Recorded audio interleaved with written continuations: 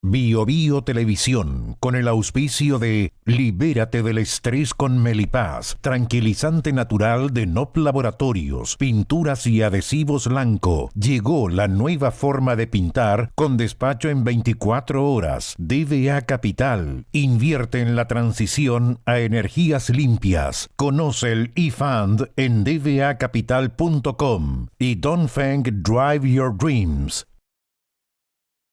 Presentan comentarios de Tomás Mochiati. Sabemos que la pelea contra el cambio climático se gana eliminando las emisiones de CO2. A partir de eso, creamos eFund, un fondo que invierte en las compañías que están liderando la electrificación del mundo. Invierte en eFund, sé parte del futuro eléctrico y sube los sentidos de tu inversión. ¿Andas acelerado? ¿Te sientes más irritable y alterado? ¿Te cuesta dormir bien? Tranquilízate naturalmente con Melipaz, que calma la ansiedad, relaja y reduce el estrés. Libérate del estrés con Melipaz. Pídelo en todas las farmacias del país.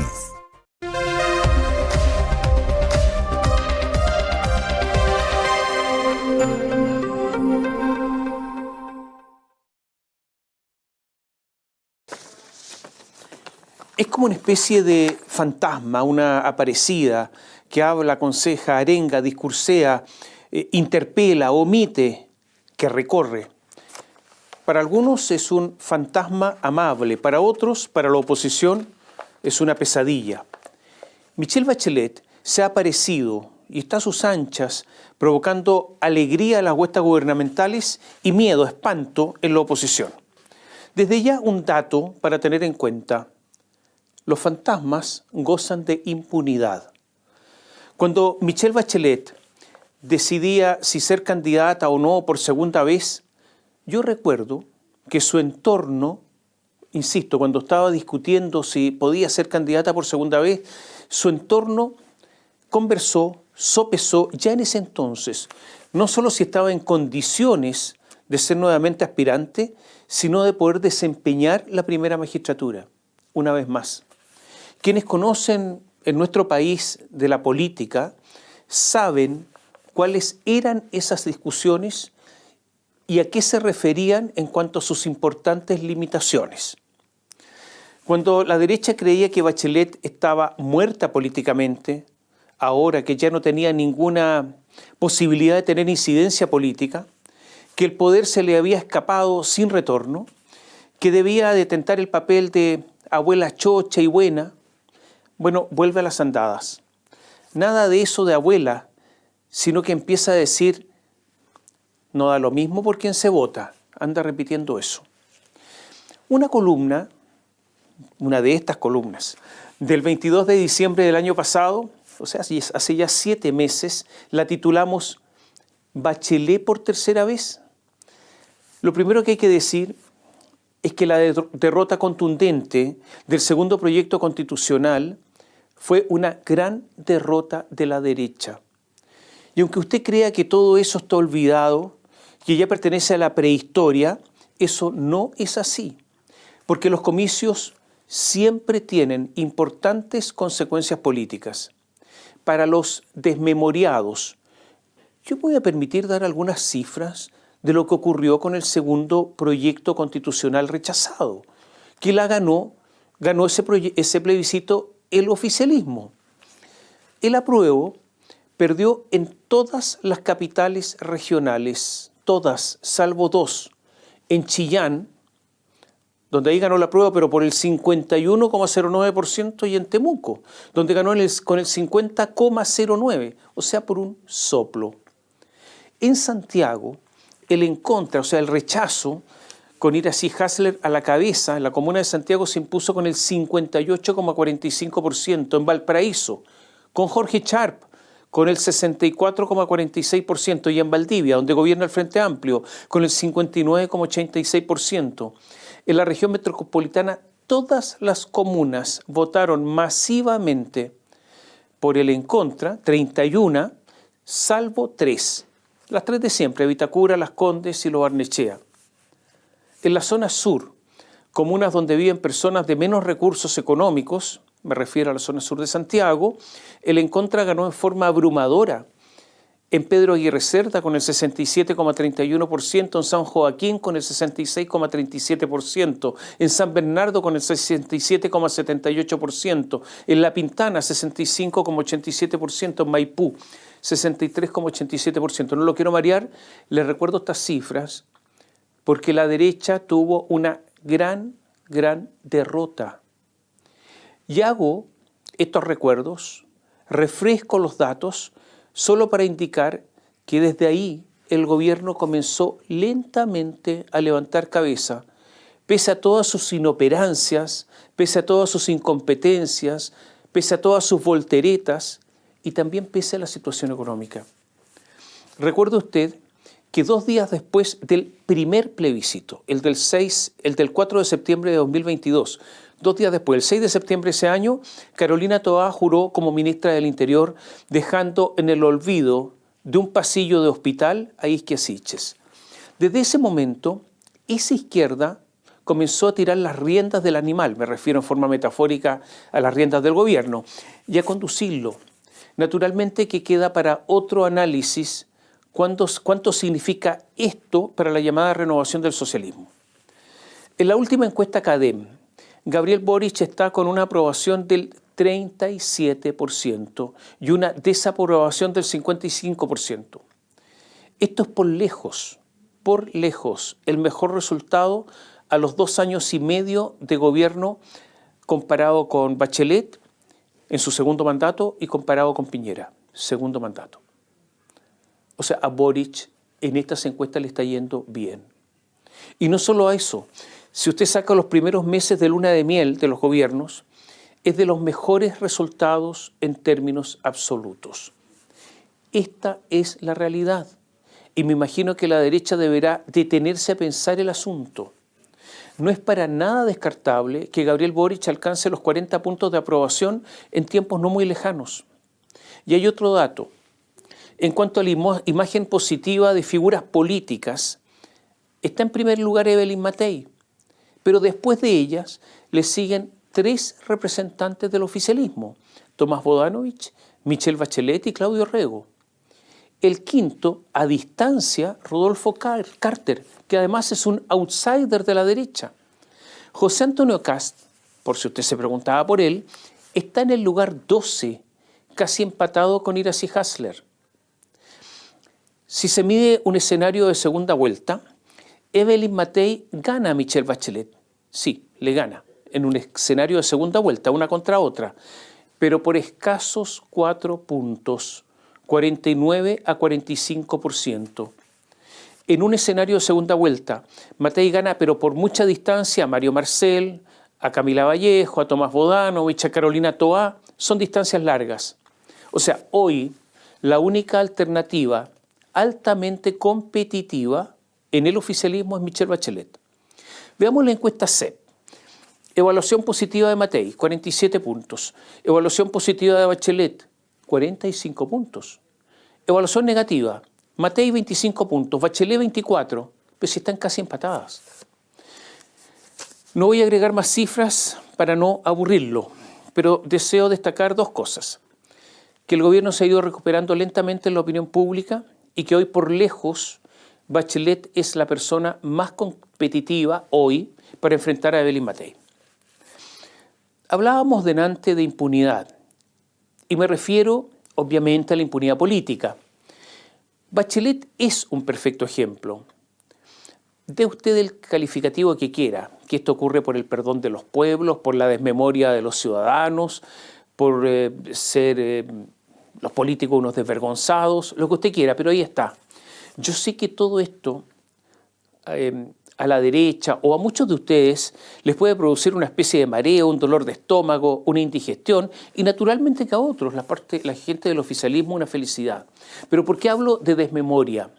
A ver, se lo voy a explicar así sin método, en forma desordenada. Lo primero, si alguna vez muchos se preguntaron, ¿quién es Bachelet?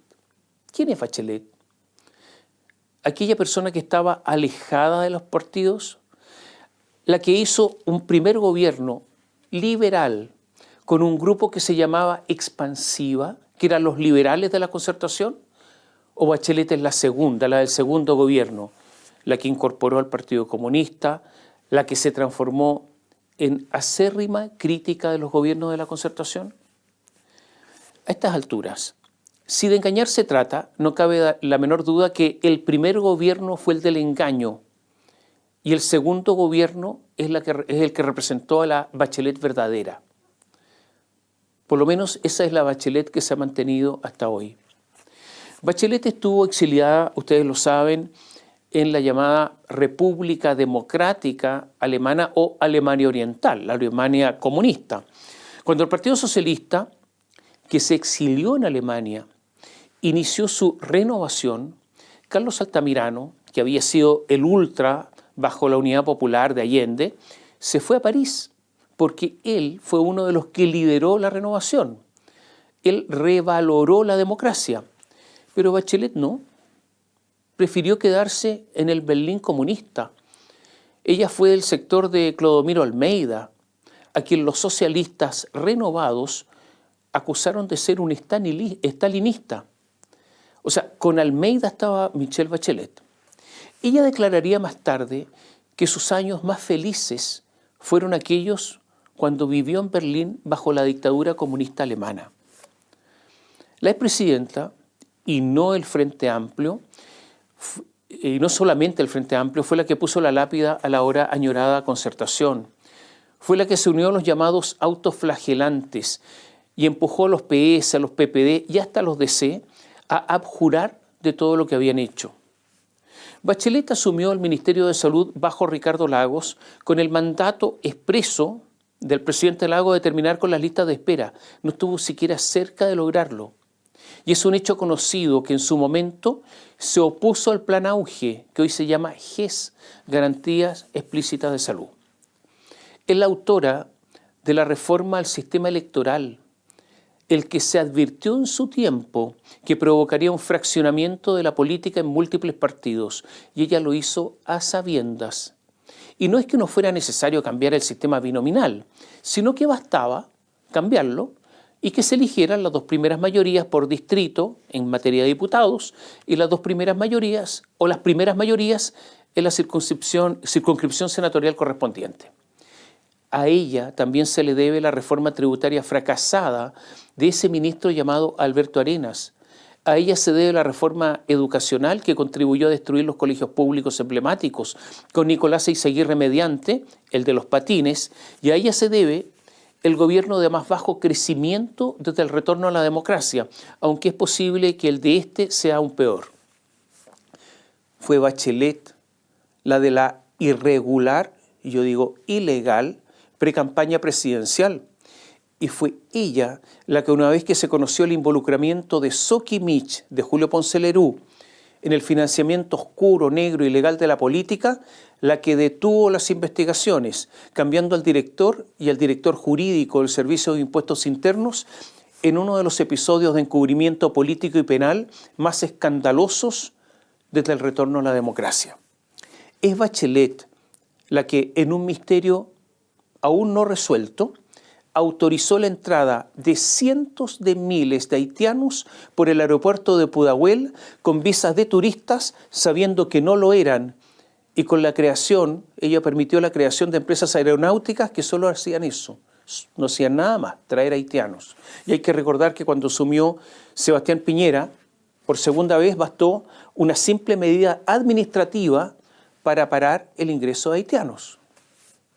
Bachelet es la misma que dijo que del caso Cabal solo se enteró por los medios, cuando se sabía con anticipación que la revista Que Pasa lanzaría el reportaje. Y hasta ahora no está claro quién pidió la reunión con Andrónico Luksic para que su banco otorgara el préstamo por varios millones de dólares para financiar ese oscuro negocio, y se los otorgó sin garantías.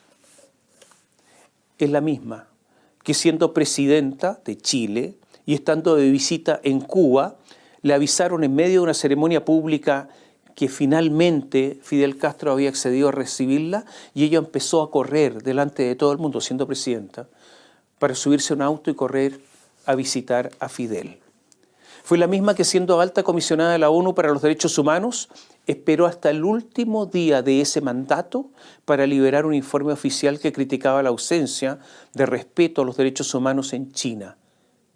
El último día y en el último segundo. Y en la misma que participó activamente en la campaña del apruebo de la Constitución, de la primera, que lideró Elisa Loncón, y que dijo, no es perfecta, más se acerca a lo que siempre soñé. Es la misma que hoy mantiene en la práctica silencio sobre Nicolás Maduro, haciendo declaraciones genéricas sobre lo ocurrido. Porque cuando le preguntaron por la defensa del Partido Comunista a las elecciones en que el chavismo da por ganador a Maduro, en un evidente fraude, Bachelet se las dio de ignorante y dijo que desconocía la posición del Partido Comunista cuando la conocía todo Chile. Es la misma Bachelet que, al igual que otros expresidentes, usa su fundación, financiada por todos los chilenos, para hacer política. Fundación que en un oscuro contrato recibió 379 millones de pesos a dedo del gobierno regional del Biobío en todo este escándalo de las fundaciones. Es la Michelle Bachelet incombustible. Es la amiga cercana al Partido Comunista. Es la única dirigente que hoy es capaz de unir desde la DC hasta el PC en una campaña presidencial. El PC con Bachelet, con Venezuela y todo, tiene una garantía, porque Bachelet nunca se va a alejar del PC, nunca lo va a aislar. Nunca. En caso de necesidad, el Frente Amplio lo haría, pero Bachelet no. Y esta es la garantía que le da al Partido Comunista. Y es verdad que hay sectores del Partido Socialista que creen que hay aquí una especie de trampa del Frente Amplio al decir, vamos, Bachelet adelante. El Partido Comunista lo ha dicho ya, pero en el Frente Amplio están haciendo lo mismo. Se trataría de lanzar a Bachelet finalmente para que pierda. Pero como el Partido Socialista tiene candidata, sería candidata del Partido Socialista, el Frente Amplio le cobraría un alto precio en los cupos de candidatos a diputados y senadores. Por eso en el Partido Socialista creen que esto es una trampa del Frente Amplio. Ahora, por otro lado, los candidatos al Parlamento, o sea, diputados y senadores, necesitan en la campaña tener un candidato presidencial de su sector que tenga votos, que tenga apoyo, porque a ellos les beneficia. La expresidenta está muy activa, tiene actividades públicas a diario, me refiero a actividades políticas. Hace unos días fue la oradora principal en una actividad en que estaban dirigentes de todo el oficialismo y que se refería a herramientas de gestión local, obviamente para alcaldes y gobernadores. Su fundación Horizonte Ciudadano, escuche bien, es la que coordina a todas las fundaciones del oficialismo. La fundación de Bachelet. ¿A qué fundaciones? Rumbo Colectivo, que pertenecía a Revolución Democrática, el Instituto de Ciencias Alejandro Lipschutz, que es del Partido Comunista, a Nodo 21, que es del Frente Amplio, al Instituto de Igualdad, que es del Partido Socialista, a la Fundación Chile 21, que es del PPD, y el Centro de Democracia y Comunidad de la Democracia Cristiana, a la Casa Común y la Fundación por la Democracia. A todos los está coordinando la Fundación Horizonte Ciudadano de Bachelet. El directorio de Horizonte Ciudadano está formado por Pedro Well, Analía Uriarte, Aide Rojas y Marcelo Mena. Todos fueron miembros integrantes de su gobierno. Bachelet ha estado en actos apoyando a Iracy Hasler, apoyando a Claudio Rego, apoyando a Tomás Bodanovich. Asistió hace algunos días a la inauguración de un SAR, o sea, un servicio de atención primaria de urgencia de alta resolución. Se inauguró este SAR nuevo y se le llamó Michelle Bachelet Geria, o sea, estaba feliz. La verdad es que los tiempos han cambiado. Antes, en épocas pretéritas, estos homenajes eran póstumos. Esta es la Michelle Bachelet que hoy causa tanto miedo a la derecha. Parece evidente que una candidatura oficialista, cualquiera del oficialismo, incluyendo una candidatura de Bachelet, llevaría las de perder ante una opción de derecha tipo Evelyn Matei. Eso es verdad. Este gobierno ha tenido demasiados problemas y su recuperación no parece que le alcance para repetirse en el poder. Además, hace rato que en nuestro país los gobiernos no se reeligen. Siendo Bachelet la más competitiva, ¿se arriesgará a una derrota ante Matei, a la que ganó por paliza para acceder a su segundo mandato? resistirá las presiones que ya han surgido para que se presente la elección presidencial? Hay un hecho que hay que tomar en consideración.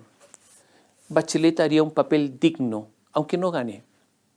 Ya no sería candidata nuevamente, es verdad, sería su última oportunidad. Y aquí hay un cálculo que se está haciendo en el Frente Amplio. Dejaría el camino despejado para el retorno de Gabriel Boric o para la candidatura de Tomás Bodanovich. El Frente Amplio, que en asuntos del juego del poder hoy no le gana nadie, también piensan, calculan, se proyectan. Porque para buscar un grupo con esa vocación de poder, yo creo que hay que remontarse al Mapu. O sea, estos muchachos y muchachas tienen una vocación de poder inigualable en estos momentos. El poder, o sea, el gobierno, en nuestro país ofrece muchísimas prebendas. Es un mundo, yo diría, mullido, suave, muy bien pagado, sin muchas obligaciones, como esas de andar pagando sueldos, hacer declaraciones de impuestos, pagar indemnizaciones por años de servicio y otras menudencias.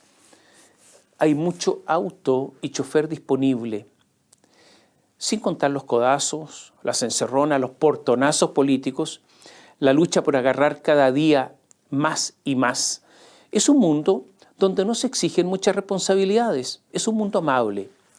Y los que lo han disfrutado, los que se han acostumbrado a eso, hacen lo que sea posible para no alejarse de él.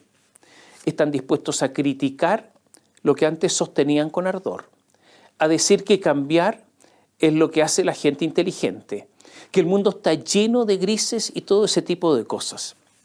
Yo se lo contaba en una columna anterior.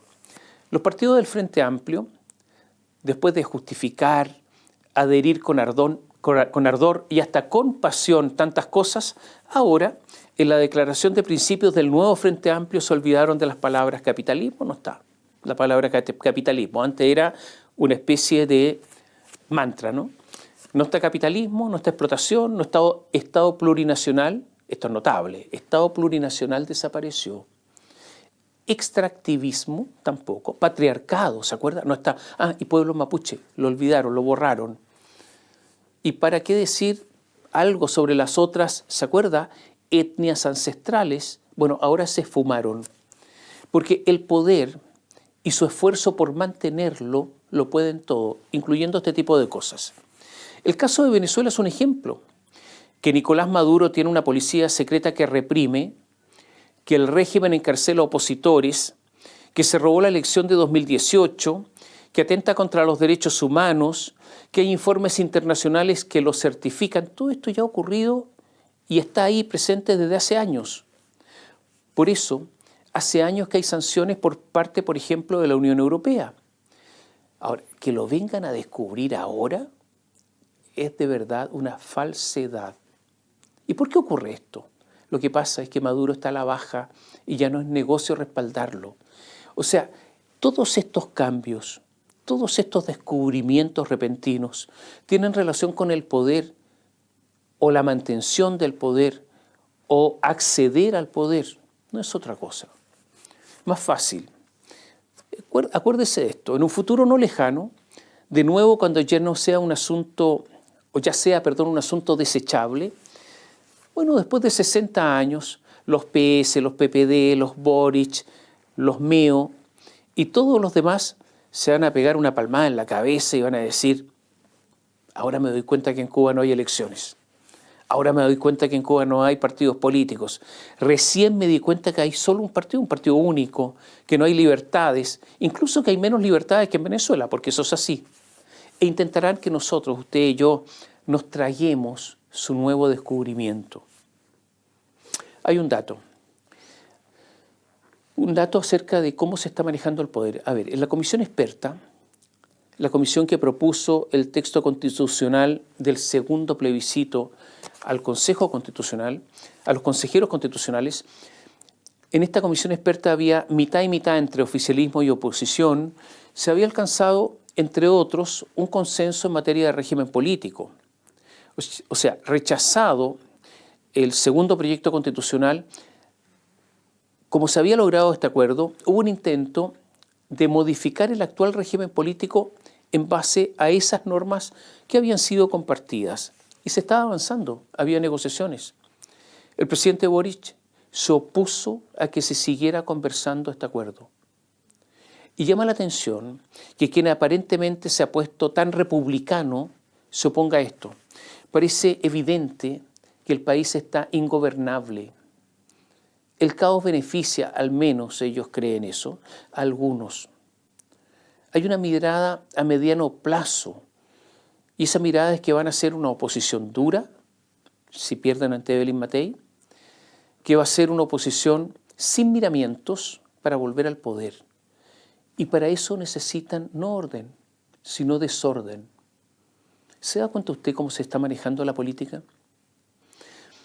Ha habido también algunos actos políticos que un militante del Partido Comunista llamaría como actos de voluntarismo de los compañeros.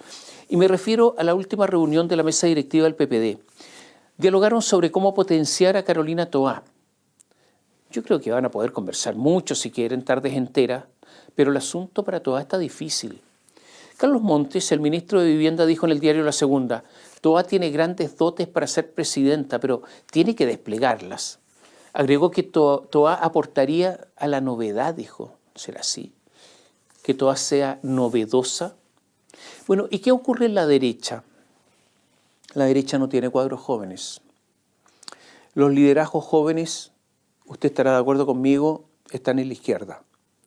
La derecha no tiene proyecto político y solo actúa algo así como alternativa por descarte, algo bien pobre y bien triste. Habla de seguridad, pero es obvio que la izquierda ya aprendió y está tomando el tema de la seguridad en sus propias manos. Todavía no plenamente, pero ha comenzado ese camino. No hay ningún plan serio de la derecha para retomar el orden, para retomar la honestidad, para retomar el crecimiento con un plan económico para el país. Pareciera que no ha entendido que si gana la elección y no tiene éxito, volverá a la izquierda, que no ha renunciado a sus propios conceptos, no ha renunciado al plan constitucional rechazado y que solo ha cambiado la táctica. Y eso lo dijo Fernando Atria, que es el gurú de ese sector. La lección, dicen, es que hay que ir lento, pero sostenido, hay que ir de a poco, como la rana que se coloca en el agua tibia, pero que poco a poco comienza a hervir. Y cuando ya está hirviendo y se va a morir, ya es tarde. O sea, adormeciendo a la sociedad y al adversario. ¿Cómo? Con leyes, con reglamentos, con decisiones que van poco a poco, lo que Bachelet llama corriendo el cerco, hasta que ya sea demasiado tarde. La derecha no tiene el antídoto, porque no tiene dirigencia, porque no tiene plan, porque no tiene ni siquiera conciencia. En esta visión absolutamente dicotómica de lo que se quiere para el país y su futuro, parece evidente que en algún momento un sector se va a imponer al otro. En algún momento. Según usted, ¿quién tiene las de ganar si un sector se impone a otro? La derecha ha dicho los últimos días que va a recurrir a la Contraloría por el intervencionismo electoral de Bachelet y sus huestes. Yo veo aquí dos inconvenientes. Primero, el descarado intervencionismo electoral de Gabriel Boric durante la campaña del primer plebiscito constitucional no fue sancionado, ese intervencionismo, por el contralor Jorge Bermúdez. Ese señor dejó la vara absolutamente baja. Yo creo que hoy día, después de eso, prácticamente no se va a sancionar ningún intervencionismo. Segundo problema, Luis Cordero, ministro de Justicia, se ha encargado de no proponer un nombre para que sea Contralor General de la República al Senado. Dorothy Pérez, que ejerce como Contralora, pero no es una Contralora definitiva, depende, porque ella quiere ser Contralora, depende del gobierno. O sea, este es el caso en que ella depende de quien tiene que fiscalizar. Y por lo tanto el asunto es grotesco. Pero el ministro Luis Cordero se ha encargado de que así sea, aunque sea contribuyendo a una destrucción de las instituciones. Yo creo que ahí la derecha no tiene ninguna posibilidad al acusar de intervencionismo. En política Todos sabemos que los instantes de felicidad son pasajeros. No todo podía estar bien, obviamente, para el gobierno. A ver, la muy poderosa ministra de la Mujer es poderosísima. En este gabinete se llama Antonia Orellana. Se encargó de agotar el momento de felicidad. Como ustedes saben, este es un gobierno autodeclarado feminista, por lo que Orellana es una figura principal, es la ministra de la Mujer. Por eso integra el comité político. Es además de total cercanía con Gabriel Boric. Es una de las fundadoras del que fuera su partido, Convergencia Social. Y no solo eso, fue quien, escuche bien, desarticuló la denuncia de acoso sexual en plena campaña en contra del candidato Boric por hechos que habían ocurrido antes. Ella, Orellana, va a presentar en diciembre un proyecto de ley de aborto legal hasta las 14 semanas de embarazo. Orellana forma parte del corazón más íntimo que vive en el Palacio de la Moneda. Y todo esto explotó con una entrevista que dio Isabel Amor al diario El Mercurio. Isabel Amor es hija del médico Manuel Amor, quien fue condenado a 3 años y un día de cárcel por el secuestro de Luis Corbalán Castillo. Esto ocurrió el 14 de septiembre de 1973, apenas ocurrido el golpe militar. Era hijo del secretario general del Partido Comunista, Luis Corbalán. Isabel Amor está distanciada de su padre condenado. Fue directora del Instituto Nacional de Derechos Humanos de Ñuble.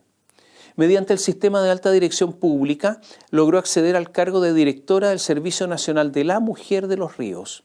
Depende de la directora del servicio, la trabajadora social Priscila Carrasco, y a través de ella, de la ministra de la Mujer, Antonia Orellana. Isabel Amor fue despedida solo después de 2 días de asumir en Los Ríos. Y este es un tema muy sensible para el gobierno. Se trata de una mujer que está emparejada con una persona que espera un hijo. Todos los ideales que defienden el gobierno en este caso se desmoronan. Y el conflicto está ya desatado al interior del corazón de la moneda. Orellana, Antonia Orellana, la ministra que debe proteger a las mujeres, comenzó a verse acorralada. El Móvil, la Fundación Iguales, Chile Mujeres y otras organizaciones la han criticado fuertemente. La sospecha es que a Isabel Amor la despidieron por ser hija de una persona condenada por violaciones a los derechos humanos, pese a tener una trayectoria limpia de defensa de esos derechos. Entonces, cuando la despidieron y en medio del escándalo, comenzaron las explicaciones torpes, contradictorias, poco creíbles. Orellana dijo que la habían despedido por pérdida de confianza. Pero algo muy grave tiene que ocurrir para que se pierda la confianza en 48 horas. Orellana, para explicar la situación, comparó el caso de Amor, de Isabel Amor, con el del senador de la UDI, Javier Macaya, por defender a su padre. Pero en una entrevista en que se cuestiona a Amor, no hay defensa de su padre, por lo menos la que se publicó. Después se dijo que ella envió a sus superiores el texto de la entrevista y que la que salió publicada fue editada sin aquellas cosas que complicaban a Isabel Amor. Pero ese presunto texto original no se ha dado a conocer. También se dio otra razón para el despido en solo 2 días, que había habido una resistencia al diálogo con los gremios. Pero esto fue desmentido por la directiva de los funcionarios asociados al servicio, diciendo que nunca hablaron con ella y nadie les preguntó antes de dar esa explicación mediante un comunicado del despido. Los senadores Iván Flores, de la Democracia Cristiana, y Ricardo Lagos Weber, del PPD, pidieron a Gabriel Boric que la restituya en su puesto de trabajo. Marcos Silavaca, diputado socialista, dijo que en el caso del nombramiento de la señora Amor ha existido un nivel de liviandad y ligereza de improvisación no visto hace muchos años. Pero habló Giorgio Jackson y Giorgio justificó el despido. Y habló Claudia Mix, diputada del Frente Amplio, y dijo: la protección del proyecto político de nuestro gobierno hace necesaria la defensa constante de los derechos humanos en todos los flancos, dijo, todos los flancos. La diputada Mercedes Bulnes es independiente, pero en cupo Frente Amplio, apeló a la Constitución que ella misma quería derogar por ser pinochetista y dijo: debo recordar que de acuerdo al artículo 5 de la Constitución es obligación de todo órgano o autoridad del Estado, cualquiera sea su cargo o responsabilidad, respetar y promover los derechos humanos. El senador Esteban Velázquez, del Frente Regionalista Verde Social, pidió al Servicio Nacional de la Mujer retractarse de la decisión, reintegrar amor a sus funciones e, idealmente, dejar las cuñas con argumentos confusos por los medios de parte de las autoridades del servicio. Por lo tanto, aquí hay diferencias, una vez más, entre el Frente Amplio y el llamado socialismo democrático. ¿Les puedo dar un consejo? ¿Me lo permite? Resuélvanlo con la medicina que ustedes mismos han proclamado, yo diría a todo pulmón. Resuelvan el caso con perspectiva de género. Yo creo que así, en una de esas, pueden llegar a acuerdo. Lo decíamos, los derechos humanos son un área sensible para el gobierno. Sandro Gaete es un detective famoso, ya está retirado. Él indagó especialmente durante muchos años, cuando era funcionario de la PDI, casos de violaciones de derechos humanos. Buscó a detenidos desaparecidos, encontró restos, estuvo catastrando los lugares en que habrían sido sepultados y naturalmente que buscó a los autores de estos delitos. Estuvo muchos años en lo mismo, persiguió a Paul Schaffer y su gente. Fue contratado, ya retirado, bajo el segundo gobierno de Bachelet para integrar el programa de derechos humanos. Bajo este gobierno se integró al Plan Nacional de Búsqueda, ese plan anunciado por Gabriel Boric. Acaba de renunciar. En una entrevista en el diario La Tercera, dice que se produjo un cambio de ministro, salió Marcela Ríos y llegó Luis Cordero. Y por razones, dice, que nadie ha podido explicar, a la siguiente semana se realizó una reunión en el despacho del ministro de Justicia. Y agrega, estaba presente él, el ministro, la jefa del programa de Derechos Humanos, Paulina Zamorano, el coordinador del Plan Nacional de Búsqueda, Juan Mena, algunos analistas y Cristóbal Uneus, que es uno de los dueños de la empresa Unholster. Y este tema no es menor, dice, porque esa entrevista no fue registrada en la plataforma de lobby. Unholster se ganó una primera licitación para el diseño de una base de datos, pese a ser la oferta más cara, y después logró un trato directo para la implementación de lo que ellos mismos habían diseñado. Y agrega el ex detective, esto es extrañísimo, porque el diseño e implementación de una base de datos no se hace por separado. Porque además después, para justificar el trato directo, dice que Unholster tenía experiencia en el diseño. Dice, pero lógico, si ellos lo diseñaron. Y mienten, agrega, al decir que no había ninguna otra empresa que pudiera brindar este servicio. Y esa mentira se cae porque es el trabajo que ya se estaba haciendo por el Instituto Milenio de Datos de México con el Museo de la Memoria y la Fundación de Archivos de la Vicaría. A mí me pareció todo muy horrible. Se lo dijimos en una reunión de nuestro equipo a Paulina Zamorano y de hecho creemos que el contrato se divide para evitar la toma de razón en la Contraloría. Perdón, esto se hace en el Ministerio de Justicia. Y agrega, ¿por qué diablos alguien quiere evitar la toma de razón de la Contraloría? Que alguien me explique eso, que me explique el ministro Cordero, ¿cómo llega Unholster? Ellos dicen que lo invita el ministro, o sea, el ministro invita a una reunión a una empresa con la cual después su ministerio le asigna casi 720 millones de pesos. Son acusaciones que realizó en una entrevista en el diario La Tercera y que son acusaciones pesadas, contundentes. Habrá que probar si hay corrupción, obviamente, pero si la corrupción está instalada, incluso cuando se trata de temas de derechos humanos, hay que cerrar por fuera. El ministro Luis Cordero tiene que contestar esta acusación. Algunos asuntos más rápidamente. Lo dimos a conocer en Biobío. Se descubrieron, una vez más, 25.000 licencias médicas falsas. 25.000. El 95% de todas estas licencias son psiquiátricas, pero otorgadas por ningún médico psiquiatra. Todos los que dieron estas licencias falsas son colombianos que defraudaron al Estado de Chile, al fisco, en 26.000 millones de pesos, cifras gigantescas. Pero ¿dónde aparecen más licencias falsas? ¿Dónde? En el Mineduc, Ministerio de Educación, específicamente la Fundación Integra, con 298 licencias, la JUNJI, 248, la Junta Nacional de Jardines Infantiles, ¿no?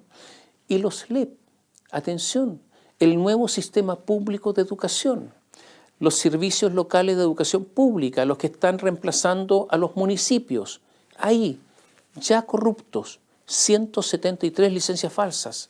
Y respecto del Ministerio de Salud, en tanto, asoman fundamentalmente los principales servicios de salud del país y la Subsecretaría de Salud Pública. La Junta Nacional de Jardines Infantiles, la JUNJI, es la única, incluso considerando empleadores privados, que superó el umbral de todas las licencias falsas, de las 100.000 licencias durante el año pasado, específicamente 104.161. Seguida de cerca por la Fundación Integra, 90.084, y en tercer lugar por los servicios de salud del Maule, 21.881. Esto es un descontrol total. Yo me hago una pregunta, porque podríamos hablar mucho de esto, porque es un reportaje que sacó BioBio. Yo me hago una pregunta. Primero, que es sospechoso que los funcionarios públicos se enfermen, es una afirmación. Pero la pregunta es, ¿estos funcionarios, los que está probado que obtuvieron licencias falsas, van a ser despedidos o no?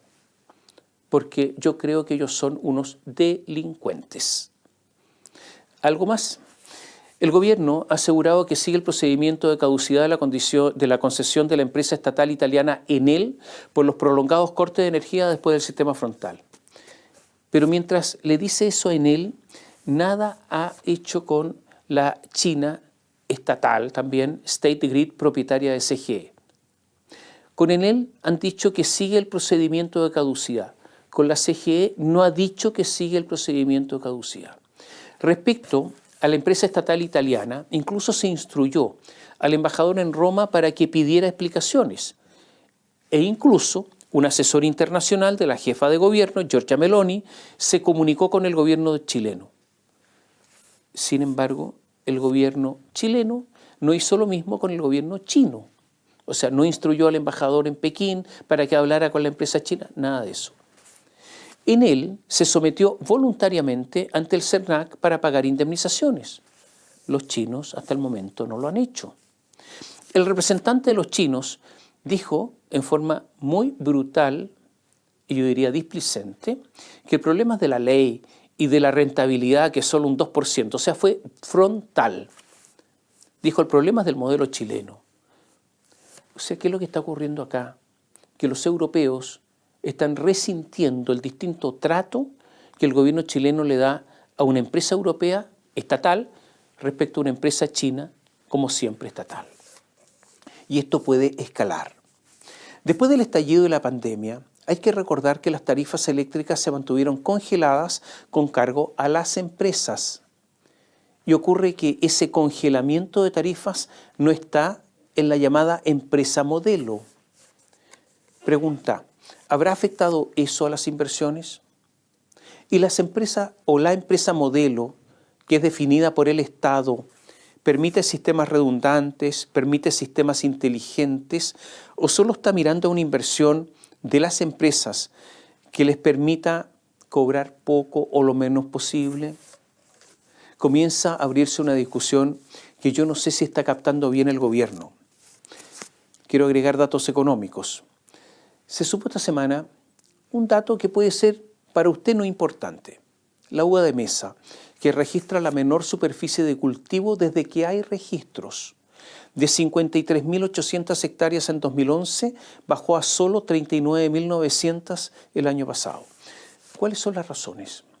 La sequía y ¿sabe qué más? La competencia peruana. Hay que estar atentos a Perú. El crecimiento de Chile, según la CEPAL, será este año de 2,6% y para el próximo baja a 2,3%. La verdad es que con este crecimiento estaremos lejos de equilibrar las cuentas fiscales sin un ajuste económico, un ajuste fiscal. Pregunta, si Evelyn Matei es elegida presidenta, ¿se va a atrever a hacer ese ajuste? Algo está pasando con los registros de empleo. El Instituto Nacional de Estadísticas dice que en junio el empleo creció 2,6%. Pero ocurre que hay registros también de un ente estatal, la Superintendencia de Pensiones, que sabe exactamente cuánta gente impone las personas que están contratadas, que señala no un aumento del 2,6% del empleo, sino que una caída del 1%. Esta diferencia está sobre el intervalo de confianza del Instituto Nacional de Estadísticas. Y por lo tanto, el INE tiene que dar una explicación, porque los datos del país tienen que ser confiables. Hay un dato que indica que los cotizantes del seguro de cesantía llevan 9 meses a la baja. Es decir, hay un cierto consenso de que el mercado del trabajo está deteriorado y que la economía se está desarrollando a un ritmo muy, pero muy lento. El gobierno, a través del ministro Diego Pardo, propuso limitar las tarifas de las empresas pequeñas de generación eléctrica renovables. Esto es muy importante. Hay generadoras eléctricas que no son grandes, son pequeñas, pero hay una inversión importante allí y que son de energías renovables, eólica y solar. Y ocurre que el ministro Diego Pardo quiere limitar los precios que ellos cobran para que el Estado, o los precios que reciben, para que el Estado se quede con la diferencia, de 45 a 68 dólares. O sea, lo que quiere es robar a las empresas de generación, limpias, o sea, las empresas renovables. Este es un gobierno que se ha dicho que es un gobierno que está preocupado del medio ambiente. Y resulta que pretende robar a las empresas de generación limpia de energía. Todo esto es notable. Otra corta. ¿Es bueno hacer la reforma notarial? Sí. Pero da la impresión que todo queda igual. Porque ¿qué pasa con la reforma de nombramiento de notarios que está haciendo el gobierno?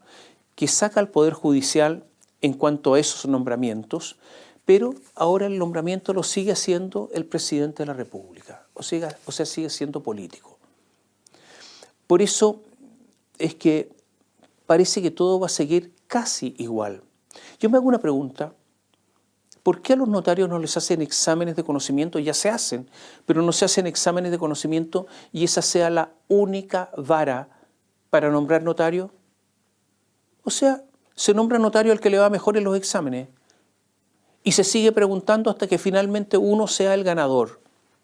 Porque si gana la tesis del ministro de Justicia, Luis Cordero, en que hay un límite de edad que se propone en la nueva reforma, Gabriel Boric nombraría de un viaje 90 notarios. ¿Usted se da cuenta del poder que significa eso? Se comenta incluso que para lograr el apoyo de la UDI a esta reforma se estarían repartiendo los nombramientos. 45 para ti, ustedes de la UDI, y otros 45 para nosotros. El gato pardo. Eso de que todo cambia para que nada cambie, usted recordará la obra de Giuseppe Tomasi de Lampedusa, se haría rico en Chile.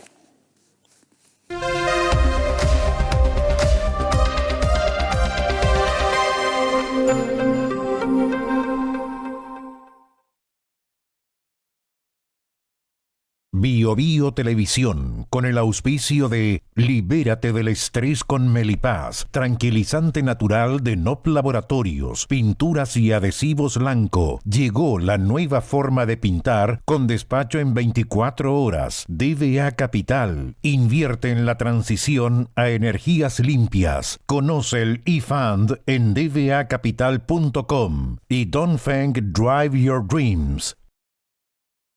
Presentaron comentarios de Tomás Mochati. Sabemos que la pelea contra el cambio climático se gana eliminando las emisiones de CO2. A partir de eso, creamos eFund, un fondo que invierte en las compañías que están liderando la electrificación del mundo. Invierte en eFund, sé parte del futuro eléctrico y sube los sentidos de tu inversión. ¿Andas acelerado? ¿Te sientes más irritable y alterado? ¿Te cuesta dormir bien? Tranquilízate naturalmente con Melipaz, que calma la ansiedad, relaja y reduce el estrés. Libérate del estrés con Melipaz. Pídelo en todas las farmacias del país.